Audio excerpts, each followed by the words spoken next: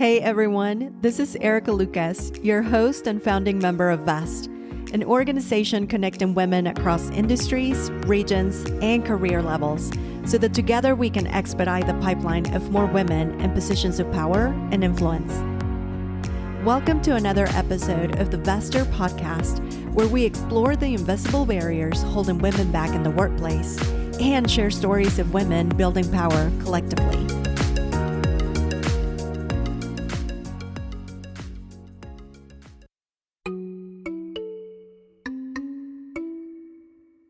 You are 95% more likely to succeed by directing accountability to a third party.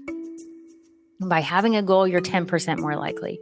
Consciously deciding, that's that internal, motivation that's really helpful, gets you to 25%. Making a plan is 50, committing to someone else is 65, but it's weekly accountability check-ins that get you to 95%. So the data tells us that if we have accountability, if we know we have accountability in place, we're going to make more strategic decisions. We're going to get to a 95% more likely to succeed if we have weekly check-ins. But in order for accountability to work, we need what's really considered a weaker connection. In this episode, accountability coach and author of Why Not You, Amanda McKinney, provides VEST members tips, tools, and resources on how to achieve goals through discipline and accountability systems. Special thanks to VEST member and founder of Tinge Beauty, Courtney Brooks, for moderating the session. This episode is made possible thanks to our venture arm, Vester Ventures, a venture capital firm investing in women-led companies, building tools, products, and services that enable women and working families to thrive both at work and at home. And by our VEST membership, a community made up of professional women across industries, regions, and career levels, working together to create the future of more inclusive workspaces. If you're interested in learning more about Vester Ventures and VEST Peer Network, go to www.vesther.co. If you enjoyed the episode, share it with a friend and don't forget to leave us a review. This episode was part of a more intimate coaching session with VEST members and has been repurposed to accommodate this episode. Today, we're talking about accountability, and really, this is such a sweet moment in time that we get to think about setting goals because it's the end of the year. Now, I know this is recorded, so you might be watching this in July, and you can apply this to July too. But there is a moment at the end of the year that you kind of take a breath to really think about what has happened this year and what am I going forward with. And so I have a few things that if you're anything like me, which I have a strong feeling that all of us could be BFFs, because we are really driven females that wear a lot of hats. And so if you and I are the same, we kind of suck at stopping and pausing and reflecting. We're really good at going forward. We're really good at setting the goal and moving the needle forward on things. But so often we don't take the time to look back. And looking back is the thing that actually sets us up for better success in terms of quicker or more efficient success when we think about our time, which is such a precious thing. And so things of asking yourself things like what worked and what didn't are typically what we start with. But as you're thinking about this today and going forward, I would also encourage you to think about what has brought you joy and what has brought you stress. I know not everyone here is an entrepreneur like I am. And so a lot of my content on my podcast and my book is all entrepreneurship based. But all you have to do is think about your professional goals, your personal goals. And I really want to challenge you to go a little bit deeper than just the metric, because we're really driven people. So we look at things like ROI and we think about things like, did this give me the financial success that I was looking for? But I want you to think about what brought you joy and stress a little bit deeper than that when you're reflecting. So one of the things that Courtney said when she introduced me was that we get together once a month. And several years ago, I really started asking myself what brings me joy and what brings me stress. And what brings me a lot of stress is packing my calendar back to back with things. I'm sure you can all relate when you're running from one thing to the other, whether it's virtual or in person. That is really stressful for me. Maybe it's great for you, but I try not to do that anymore. But one of the things that I found that brought me tremendous joy in my heart and in my life was having long lunches with friends and finding those people who can fill your cup. And so that was something that I prioritized. And all of us are really busy. We all have things that are just our calendars get packed, especially this time of the year. But what I realized was that having a long lunch with Courtney and other people that fill my cup actually made me more successful in the long run because I had the quality of life and the joy. And so I really want you to think about that as you're reflecting on the end of this year and going forward is not just the metrics, but what gives you that quality of life. And I like to say that I learned just as much from my clients as they learned from me. And so this last question actually came from one of my clients that is really good at self-reflection. And she would come to me and she would tell me these things and whatever was going on in her life. And I thought, how in the world did she come to this? And she told me this question that she reflects on every year, which is when things felt like they were really in flow, what contributed to that happening?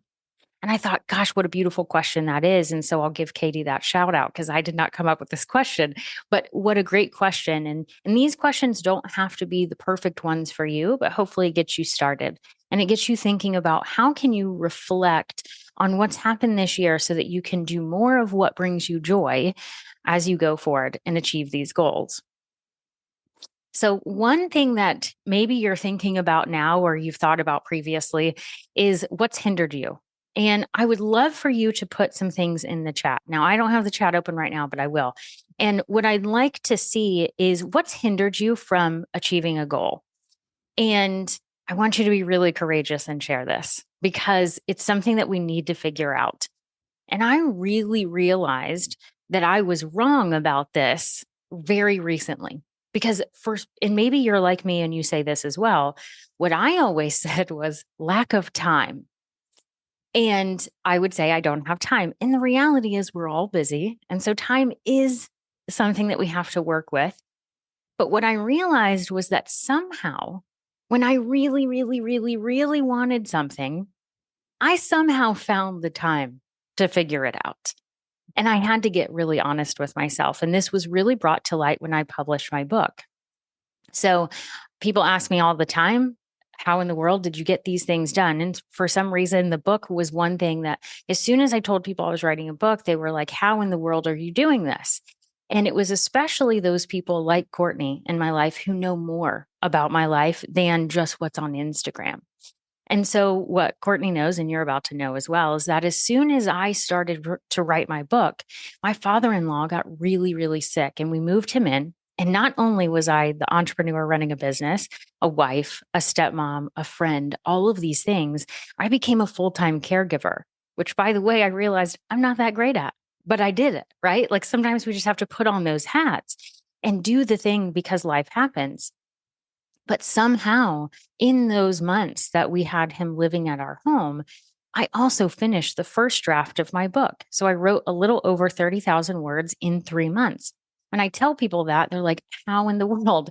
And you're seeing a few snapshots of how I did that is I went really off script for my typical ideal life of, waking up. I'm a morning person, so I do really well in the morning, but I'm also in bed typically by 8:30 or 9 o'clock. Like I'm not a night person at all, but you're seeing pictures here of me writing at night.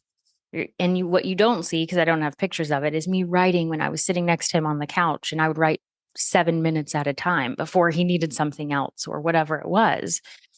And so I realized in this experience that time wasn't the problem.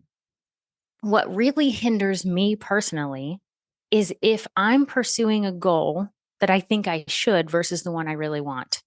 And I realized very quickly that I wanted to write that dang book because I was figuring it out. Absolutely. There's so many good chat notes here. So first, self-doubt, fear of failure, saying yes to things that I don't really enjoy doing, but do it out of guilt, fear of the unknown, prioritizing the wrong tasks, my own self-doubt, time, personal fear, spreading myself too thin, decision fatigue, lack of planning and accountability, not feeling prepared, poor communication, improper prioritizing, having unclear objectives, fear of failure and letting others down, self-doubt and fear of failure, letting go of control.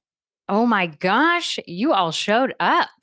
This is like the best group chat I've ever been a part of. Thank you so much. I feel like sometimes it's really hard to be honest and to share. Like, I'm really loving this group right now. So thank you for that. Man, self-doubt, overcommitment, fear of it not working out. My gosh, I was just on a podcast. I think it was like 2 weeks ago, it was released about what if it doesn't work out? It's something I talk about all the time because, and it's really hard because the answer really is it's probably not going to work out how we think. So that fear comes into play pretty quickly. And the reality is we just have to push through and keep going. And you've done it so many times. If you look back on what's worked and what's not, and when you've achieved things, the path was never probably what you thought it would be, but you somehow made it there. But it's so hard to push through that fear and keep going. It's so hard. So thank you for being honest about what hindered you in figuring out how to achieve a goal. Because when you know what hinders you, you can actually create the successful experience on the other end because you're honest about what's hindering you. And so on the other side of that, once you know what's hindering you, asking yourself what's helped you. So I'd love to, we'll do that exercise in the chat again of what's helped you. And I'll share my experience as you're putting things into the chat. And I would love for you to reflect on maybe a time. So I'm going to use self-doubt as one because several people said that.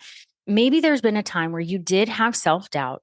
How did you push through? What helped you in that experience that you felt it, but you kept going? So what hindered you in that specific experience is going to be really helpful when you dig in. And so for me, I'm going to take that publishing experience because we've already talked about it, and I'll bring forward the things that helped me actually publish the book.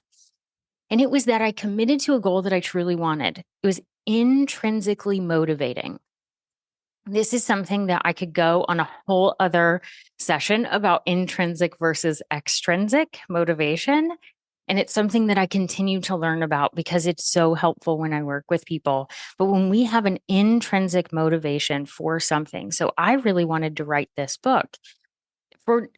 Sure, I'd love for it to make me a millionaire, but that wasn't the reason I wanted to publish the book. Like, that would be a cool benefit, but that was never the goal. It was not the goal at all. It was to speak to the person that I remember I was in 2017 when I was trying to start a business and scared out of my dang mind, right? And I didn't know what to do.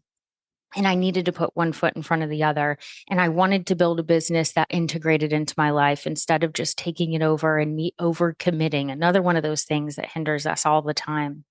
And so I really wanted to do that. I was intrinsically motivated to support even just one person, in this experience.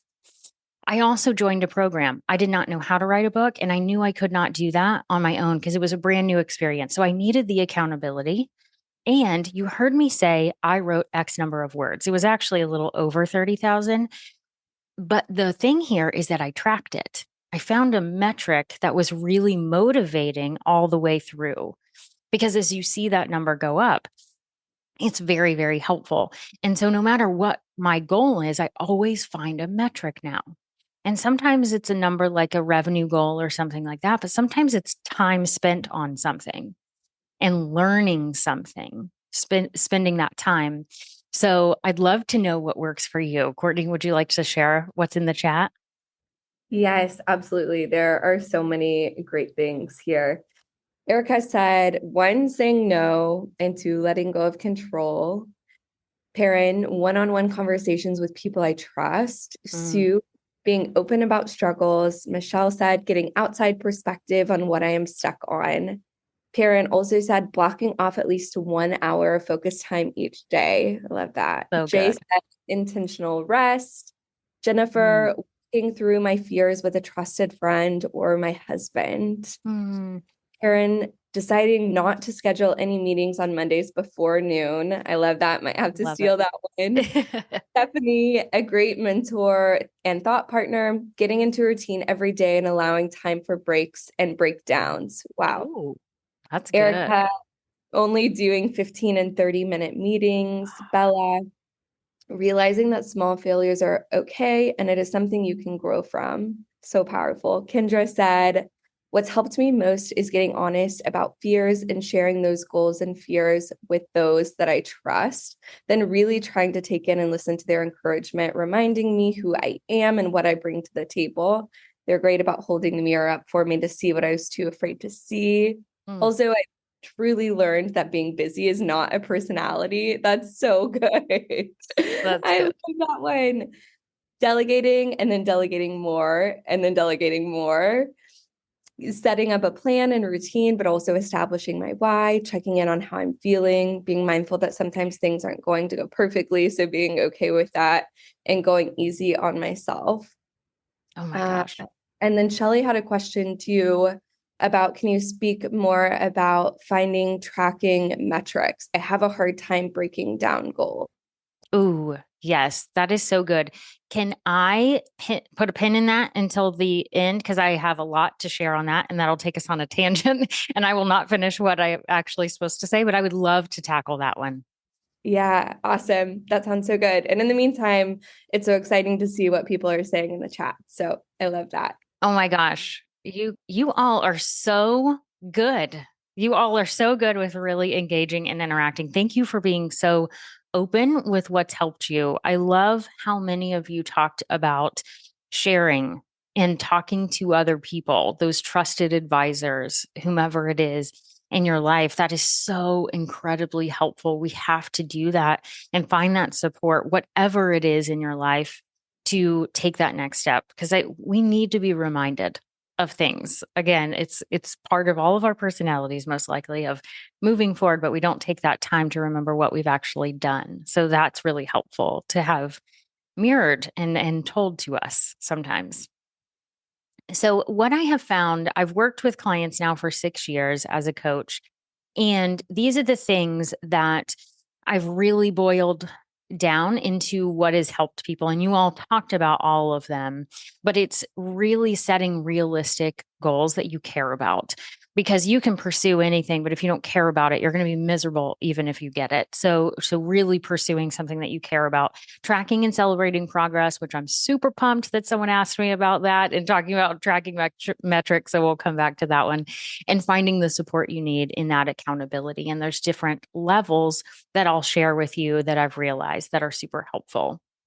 But chances are, so many of us, including myself, can hear stories, can hear examples of things that have worked for other people. But in the back of our mind, we'll say, sure, it worked for her, but it won't work for me. And so what I have found is that when this comes up for me, and often when it comes up for my clients, relying on data and science is a really cool tool to do. So I'm going to give you some things that you can pull out of your back pocket when your mind tells you that, because science tells us accountability does work, and it will work for you no matter what your circumstance is.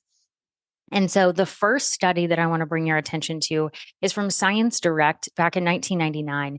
And it talks about how if someone knows that they will have to justify a decision in front of other people, it says audience here, but it doesn't have to be an audience. It can be an accountability buddy, that the likelihood that you'll make the right decision for you is significantly higher. That's pretty amazing, just knowing that if you have someone that you're going to talk to, that friend you're going to have lunch with, that trusted advisor that you're going to talk to, if you know that they'll ask you, why do you want to pursue that? That you are going to make a better decision for yourself. Just knowing that is so incredibly helpful. So you're already set up for success because you know you're going to have to explain something in a kind way. It's not like they're going to be mean to you. You just have to explain why you want it. And then the American Society of Training and Development found that, get ready for this, you are 95% more likely to succeed by directing accountability to a third party. When I read this, I was like, holy bananas. This is the thing that I need to dig into because I could not believe it was proved by science. Like I was like, I've seen this work in everyday life, but this is really happening. And so they actually did a stair step here. By having a goal, you're 10% more likely. Consciously deciding, that's that internal, motivation that's really helpful, gets you to 25%. Making a plan is 50, committing to someone else is 65, but it's weekly accountability check-ins that get you to 95%. Pretty incredible, because if I said to you, if you and I were sitting and chatting and I said, I can get you to 95% more likely to achieve your goal, you'd say, take all my money and tell me what to do, Amanda, right? Like that is exactly what you would do. And here it is, like the answer is a weekly check-in, which is really cool. And I'm going to give you all the tools you need for it today, which is my favorite part. And so that you can move forward with this and achieve the goal that you really want to. So I don't know if you've heard of the Huberman Lab podcast. I am a huge fan of his podcast, and because I'm a data nerd. He is a Stanford professor and he is in the neuroscience. And so it's all about the brain. These are like you go to a college class. So they're like between 1 and 3 hour episodes. One of the, like the length is really long, but you learn so much. And so he talked about in the goals toolkit episode that when you announce your goal to someone and just like tell someone like, I'm going to run a marathon, I'm going to exercise 5 days a week or whatever it is, when you announce it, typically this is on social media or to a group of people, that you immediately get a dopamine hit because people are encouraging. And that's exactly what you wanted. People are going to say, yeah, go, that's awesome. You can do it. You get a dopamine hit. Well, the problem is our brain wants more dopamine hits. This is how we have addictions. And so we actually diminish the probability that we will take those actions when we start with this. Because if we announce, I'm going to do this thing this year, and then we get the dopamine hit, and then on Monday morning, when we need to put those shoes on and it's snowing and we need to go on that run, we don't have the dopamine hit when we need it. And so it can really throw our brain off. However, he goes on to say that accountability, having an accountability buddy, that there is a person who is going to ask you the question, did you do what you said you were going to do? That is what will help you. That's the thing that will help you. It's not bad to tell people what your goal is. It's just that you have to be strategic and know that you need to have someone that's going to say, did you do what you said you were going to do? And that's where it comes in. So the data tells us that if we have accountability, if we know we have accountability in place, we're going to make more strategic decisions. We're going to get to a 95% more likely to succeed if we have weekly check-ins. But in order for accountability to work, we need what's really considered a weaker connection. Several of you mentioned talking to your spouse or best friend or mentor, that sort of thing. Those are all really helpful, but you have to find an accountability buddy that's going to ask you the hard question and push you a little bit more. Because if I told my husband, hey, honey, I want to drink 64 ounces of water a day, and I made it to 34 ounces or something, and he would be like, it's okay, you can try again tomorrow. He's a very supportive person. He's not going to be a jerk to me, right? Like he's going to be encouraging. However, if I told an accountability buddy, I want to drink 64 ounces of water a day, but I made it to 34, the accountability buddy is going to say, what stopped you? So that we can make it better tomorrow. So you have to be really careful with who that person is, but it really helps you. So I want to quickly talk about the different levels of accountability, because this is where you're all bought in for accountability and you're like, how do I make it happen for real? And so the different levels that I have identified, and this is all my thoughts. And so from what I understand from myself and analyzing what has really helped, I've come up with 3 levels. I'm going to have accountability through tools, accountability through connection, and accountability through payment. I'm going to talk about all 3 of these. And I'll be very clear and say, I use all 3 every day. So it's not like you can only use one, but what you have to identify is what level do I need to achieve this very specific goal? It'll make more sense when I explain it, but all of them are great. There's not one that's better than the other.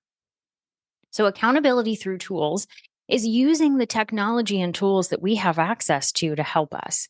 It's not another human being, it's another piece of technology.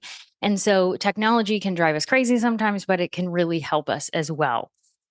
And so having a tool, piece of technology to help you is great for repeatable actions. So I told you I have a podcast. I've had the podcast for 3+ years. And so a weekly episode comes out every week. And I don't need someone to ask me if I'm going to do it. I have a repeatable process that I use. And every single Monday, if you go to your podcast app and you've subscribed, you'll see another episode from me. You can set your clock by it. They happen at 4:00 in the morning. So don't check it at 4:00 in the morning, but they're released every single week without fail. And it's because I have a tool in place that helps me do that.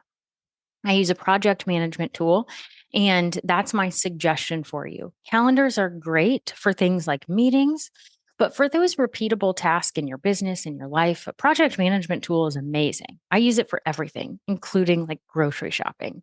So I use it across the board for myself. I use a tool called ClickUp. Everyone always asks me what I use, so I always tell them now, but there are so many out there. Asana, Trello, Basecamp, Monday. I could list probably 20 right now. Find the one that works for you, put blinders on, and don't worry about the rest of them, because they all work just slightly different, but they all do the same thing. And so find the one that works for you. But this is the level you'll want if something is repeatable, if something is not new or nerve-wracking. If it is scary to you, if it is a little out of your comfort zone, a piece of technology is usually not the answer. You're going to need a little bit more for that. So that brings me to level 2, which is connection. This is using another person or group of people to help you follow through with what you said you were going to do. This is great when you are slightly out of your comfort zone, or it's something that you want to do and someone else is doing something similar. So let's say Courtney and I have decided that we both independently want to grow our email list in our business. And so we decide to meet every single week to say, hey, this is what I did to grow my email list this week. This is what worked. This is what didn't. I'm going to do this next week. And that's all we'd have to do is check in with one another like that. She's doing the same thing. We can learn from one another. So if you're doing something similar, it's just really fun to do things together and you can learn and try different things. So my suggestion here is find someone, invest. You have an amazing group right here that you can say, put it in the chat. If you're looking for someone, put it in the chat right now and start connecting, because you have a group of people who are more than willing to be the accountability buddy that you need. You don't have to be doing the same thing, but you can be. So find the person that you need because you have the group already here. Then the next level is accountability through payment. Just being very honest, we all need this at some point. This is when you say you're going to do something and you just don't do it, but you really want it. My example of this is Pinterest. I wanted to learn Pinterest and how it could help me grow my business. And I said this for an entire year. I'm not kidding. Every quarter, I had it on the list. I'm going to learn and implement Pinterest in my business. But I was not doing it. And I don't know why I wasn't doing it at that time, but I wasn't doing it. I was spending time on other things, but I truly wanted to learn Pinterest and have it implemented in my business. So then I was like, well, I'm not doing it myself. I'm going to hire someone to help me figure this out. And so I had to find someone and invest my money in order to move the needle forward. So if you've been trying to do something and you haven't done it, and you really want to do it, that's the key. You have to really want the thing, want the result. Find a coach, find a live program, find something to help you. And when you pay, you've probably heard this before, when people pay, they pay attention. Well, I'll take it a step further and say, yes, you pay attention. You also take action because you have something holding you accountable. And it's not just another person. It is another person, but it's also your financial investment, which hurts a little bit more when we don't follow through. So my suggestion is to find a coach or a live program, like a mastermind or program that will help you achieve whatever it is that you want. Now, I always give the caveat with this is not a course or a template, that if there's not a live component to it, it will not have the accountability in it. Courses are awesome. I'm a huge fan of digital courses and learning, but if you aren't following through, you need a live component. So there's got to be something in there that you can have one-on-one call, there's live coaching calls or some sort, or it's more of a mastermind type of a feel. So I'd love for you to take a moment, you can share it in the chat or not, this is really up to you, is to really think about what you want to do in 2024. Whatever that is that's on your heart right now, what level of accountability do you need in place? Because that's the thing that's going to move the needle forward, is whatever level of accountability you need. You have to identify it, be honest, and it will change over time. When I first started my podcast, I needed a human to help me figure it out. I didn't know how to start a podcast, and I definitely didn't know what all needed to happen to get it to go live. So I did need a different level. I needed the coach. Now, 3 years later, I don't need a podcast coach anymore. I need the tool that helps me have a repeatable task. So things do change. So find whatever you need right now. And something that, if you start to listen to my podcast or learn from me in any way, you'll notice I always give a next step. I never want someone to walk away from working with me or listening to me and not know what to do, because I love for progress to happen. I love for you to move the needle forward. I don't want you to just listen and not know what to do. And so the next step, no matter what level it is that you need, and then after I share this, we can talk about questions and everything that you have. But it is the weekly check-ins. This is getting you to the 95%. If you want to achieve a goal in 2024, which is why we're talking about this today, if you're moving forward and thinking, this is what I want to do, whatever it is, in 2024, I want you to get there, and I want you to be 95% more likely to achieve it. And so it's weekly check-ins that you have to have. It can be with yourself or it can be with someone else. So deciding what level you need and then creating that weekly check-in. So if you needed only level 1, which is you're going to use the technology and the tools, then you have to have your check-in by yourself, which is fine. I do this every single Friday. And what you can do is create a form and a reminder. I use Google Forms, but you can use Typeform or any kind of form that you want. And a reminder in your project management tool or your calendar to actually fill out the form. And so for me, for the things I do this every single Friday just to have a check-in, is you want to create the form and a reminder, and then every single week, whenever you want to do it, is you fill it out. So for me, it's Friday mornings. If you are going with level 2 or level 3, you want to schedule your weekly call. So you got to find that group, find that buddy, and get it on the call, get a call on the calendar. Find your coach, find the program that you need, whatever it is, and get those on your calendar so it actually happens. And then implementing this weekly. So you're probably thinking, what questions do I ask myself every single week? And I have a form for you. It's actually, or I have a PDF to give you that. If you would like this, go to my website. It's amandamckinney.com/weekly. And you'll be able to download this PDF. It has all of the questions in it that I ask myself every single week. And this is going to put you on my email list, but you can unsubscribe at any time. I always give that caveat. I'm not trying to trick anyone into anything. This is just already on my website. So it's the easiest way for me to get it to you. But you can unsubscribe anytime. And then what you'll do is you'll ask yourself these questions every single week so that you can move the needle forward on whatever it is that you want to achieve next year. And so before we dive into questions, I want to leave you with something that I always like to say to everyone. And it is, I believe in you. I have no idea what's on your heart right now. I have no idea what you want to accomplish and what you want to do in 2024. But what I do know is that it would not be on your heart if you couldn't do it. The path is going to look weird. It's going to be different. You're going to hit some roadblocks. I can assure you all of these things. But I know that you can get there. And I want you to remember that when you don't feel like you can. You have someone who believes in you, and it is me, and I believe in you 100%. If I can support you in any way, I am always here to talk about those options and to give you the encouragement. But I want you to remember that you can do this. You've got this for sure.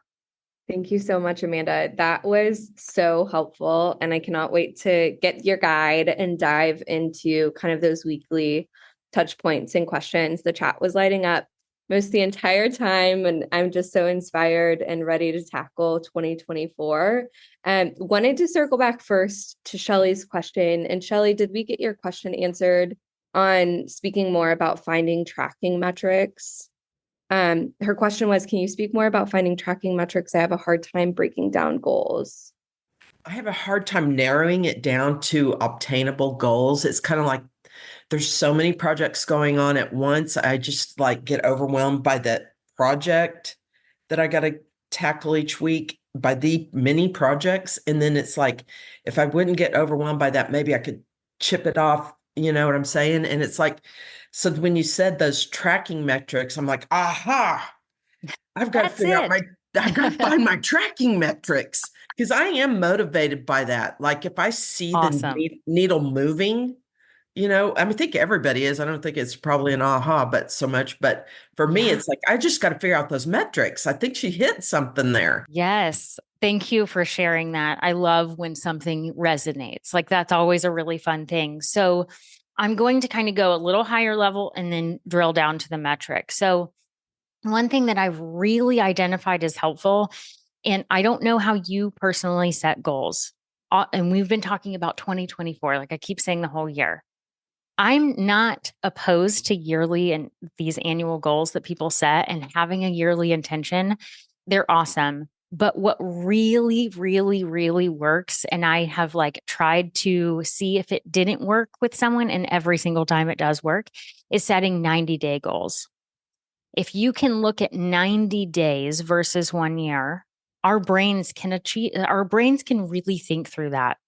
I'm going to take it even a step further. In last week, I believe it was last week on the podcast, I'll have to look and see if it was, I'm thinking it's episode 219, but don't quote me on that one. I'll have to check it. And I talk about how to set a 90-day goal, and I go through very detailed information about this. And it's really looking at your calendar to see how many days you have to work within 90 days, because you don't have 90 days to achieve a 90-day goal, because you're not working on whatever it is 100% of the time. So we have to take out weekends and doctor's appointments and lunch with friends and all of these things. And we have to figure out actually how many days do I have to work on this?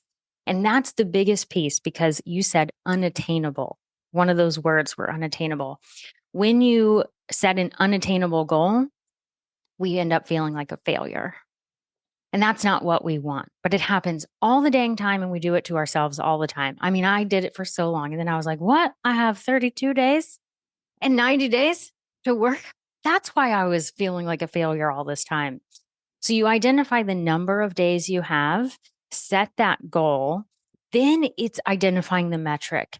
Now, what I've realized, and there's been a few things that I've seen that I'm like still trying to figure this out. The metrics really are typically, when I think about business or even personal goals, a lot of it is financial. A lot of people's goals fall into a financial number.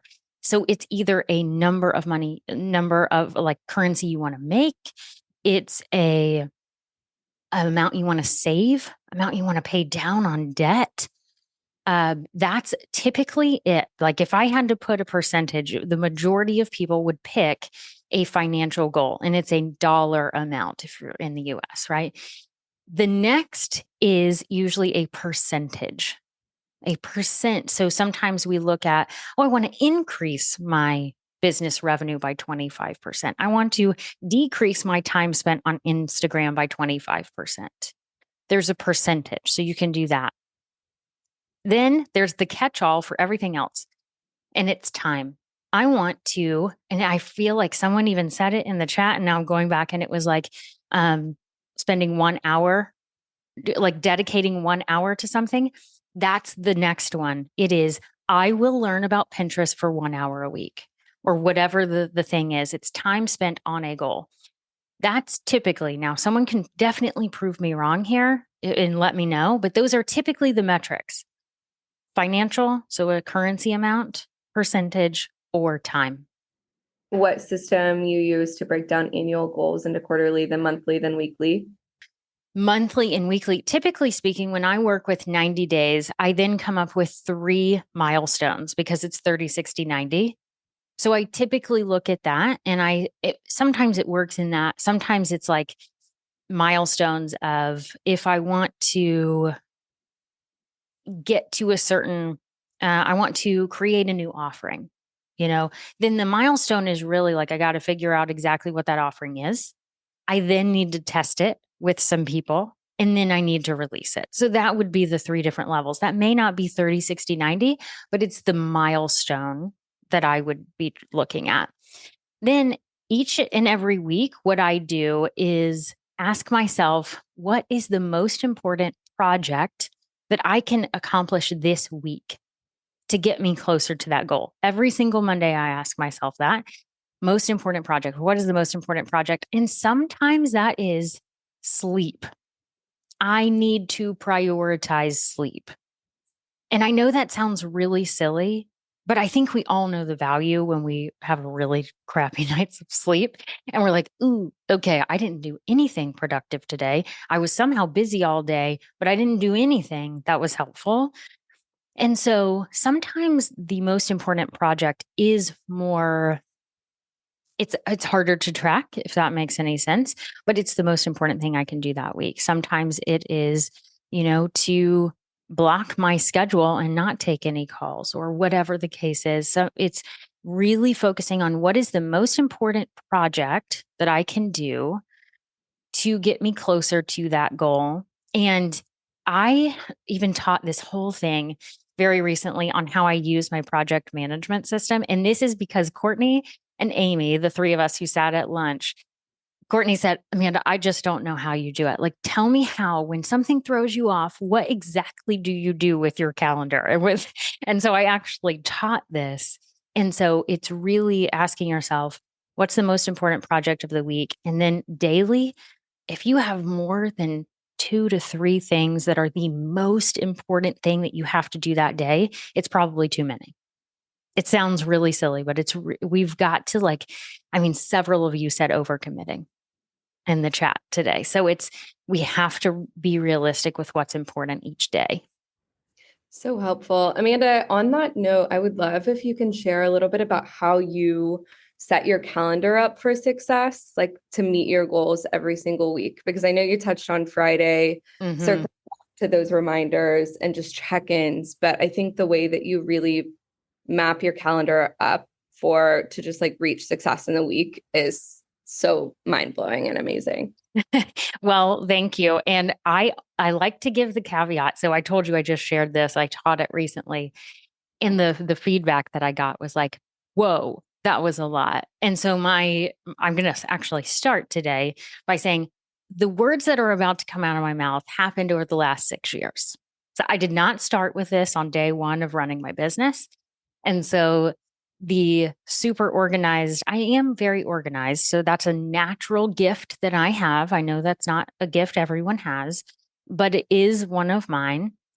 So I am naturally organized. And then I realized what was helpful. So me asking myself, what brings me joy? What brings me stress? I ask myself these questions all the time because I can then on the other side reflect and say, oh, this is helpful. Because I'm about to share my calendar and I was like, can I actually pull this up? Let me see if I can. And I can. So I will show you my calendar, because what I do is I use a combination of a calendar and a project management tool. So my calendar is set up to where I know where to show up every day, right? Like I know exactly what to do. My project management system has my to-do, like my task. What I realized is that I do something different than a lot of people do, which was really interesting for me to understand. And it was actually, again, one of these lunches. Like I learned so much from lunches with friends. And I realized that most people have a to-do list. I have a to-day list. So I only know what I'm working on today. Like if you said, my husband, Michael, asked me all the time, what's on what are you doing tomorrow? And I was like, I don't know that answer until I open up ClickUp because I don't know. I don't know. I mean, I know things like this. Like I knew I was going to do this today, but like typically speaking, I don't focus on it because I'm focused on today of getting things done. And that's really helpful for me. So here's how my week looks. On Sundays, and now I promise I'll show you my calendar in a minute, but on Sundays, for 1 hour, I come into my office and I plan for the week. And I look at what's in my project management tool that tells me because I've already assigned dates to everything. So like there's very specific dates. So I look at it 9 times out of 10, I've overcommitted on Monday. I don't know why I assigned so many things to Monday thinking that I'm going to be like a rock star. Don't know, but I do it. And so on Sunday, I open up the whole week and I see, oh my gosh, I have 20 tasks on Monday. That's a ridiculous amount. I should probably spread that out. I then spread everything out. I'm looking at my calendar to see kind of audit like what I'm committed to. And then the week is set. And this is something, and I bet every single one of you are going to be like, that's not possible for me. And I didn't think it was possible for me either, but it is. This is a big one. Once that date happens on Sunday, so my 1 hour like Sunday work is what I call it, nothing gets added to my calendar that week because my week is set. And I swore this would not be possible. And then I tried it and it actually is. Now, if you work for someone else, chances are things might shift a little bit. You don't have a total control of your calendar. I have a little bit more control because I'm running my own company. But the reality is things come up all the time. I have people say, hey, Amanda, I'd love to meet with you. I can meet with you on Wednesday all the time. And now I just simply say, I can do it next week. Here's my availability, even though I technically have time on Wednesday to do it. I technically have the time, but I've set myself up on Sunday. And so it screws everything up for the rest of the day if I throw it off. So that's my Sunday work. And then I have themed days. Again, I know like some people are going to hate this and some people are going to like it. And it works for me. If it doesn't work for you, just ignore it. So I have themed days. This is where I'm going to show you my calendar. At the very top here, you can see that I have themed days. So Mondays are my creation days. I am more creative at the beginning of the week. So I know if I need to create something. So the PDF you may have downloaded from my website, I created that on a Monday simply because I needed to do something creative. Tuesdays are client days. I have a lot more meetings on those days. I was actually out of town, but this week looks a little different. Wednesdays are content days. Typically speaking, this is when I'm working on my podcast. And so I work on podcast related tasks. It doesn't necessarily mean I'm always recording. Sometimes I am, but sometimes I'm doing other things. I'm coming up with ideas. I'm researching. I'm doing things to create the content for my business. 14 Thursdays are connection days for me. So I had to move a lot this week, so it looks a little different. And that's okay because life happens.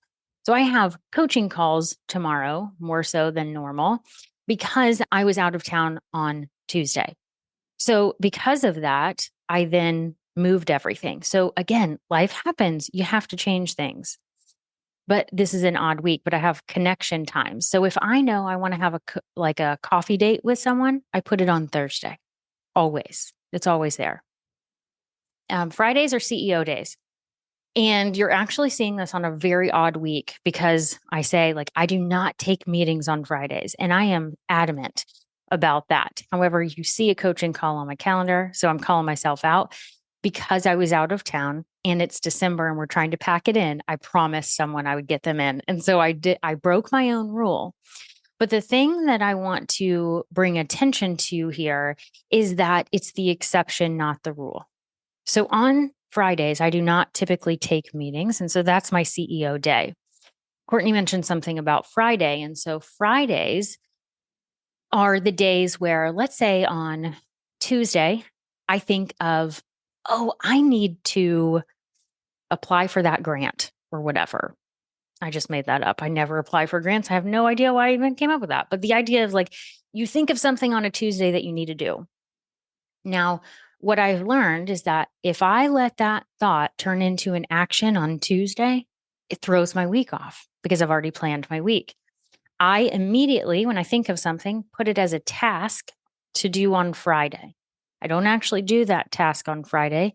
What I do is on Friday mornings, the first thing I do on Friday mornings is I fill out my weekly update, my weekly check-in. I do that first. The second thing I do is I look at this massive list of things I do on Fridays, or I've assigned to Friday in my project management tool. Because when I assign it to Friday, it goes out of my brain. So then on Friday morning, I then decide, okay, when do I want to do that? And I assign it to a real date. But it captures the idea, so I don't have to think about it anymore that Tuesday. It's out of my brain and into a task management system or the project management system. And so I realize I just gave you a lot of information, but it's learned over time how to manage myself in a way that works. And so the overall message here is learn how you work best. And for me, I cannot hold things in my brain. I have to get it out, and I cannot have a massive list or I'll never feel like I did enough for the day. So I have a to-day list instead of a to-do list. I love that so much, Amanda. Thank you for sharing. I feel like personally, so much of my time is dedicated to kind of looming and dooming just in my own internal brain, because that list is really building and building. So I love the idea to cast it to Friday and then on Friday assign a day to get it done and knock it out. That's so smart. Yes. And I want to hear what you're about to say, Courtney, but I'll also make sure I say, this is not just work stuff.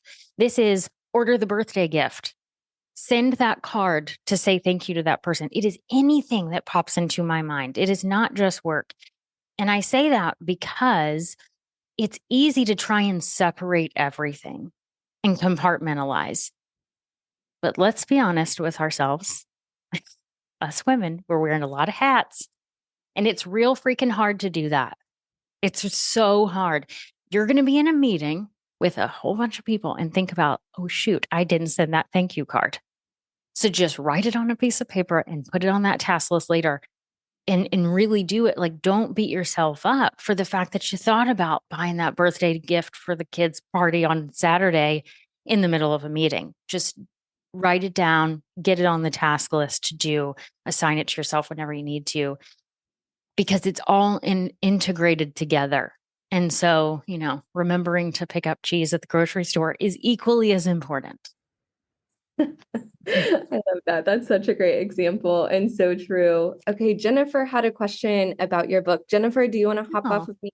Yeah, I was just curious. You had mentioned that you took a class before you wrote your book, and I was very interested in, hearing if you had a recommendation on a class to attend. Writing a book is something that's always kind of been on my bucket list. Yay!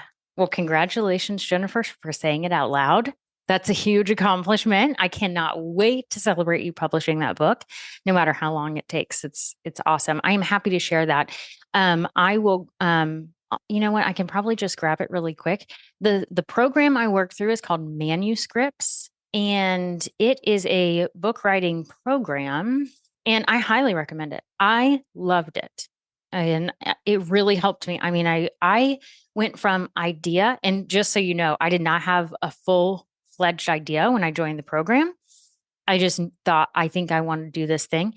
And they took me from, I think I want to do this thing, but I don't even know all of it, to I published a book within a year. So that was a really, really great experience. I don't know when they open up their cohorts, but I just put it in the chat. I do not have any affiliation in terms of I'm not getting a kickback if you go into the program at all. I just know I went through it. It was a wonderful experience that I went through, and I highly recommend it. If you enjoyed this episode, share it with a friend and don't forget to leave us a review. And if you're ready to take your career to the next level, apply to join our community of professional women, all eager to help you get there and stay there. Go to www.vesther.co and apply today.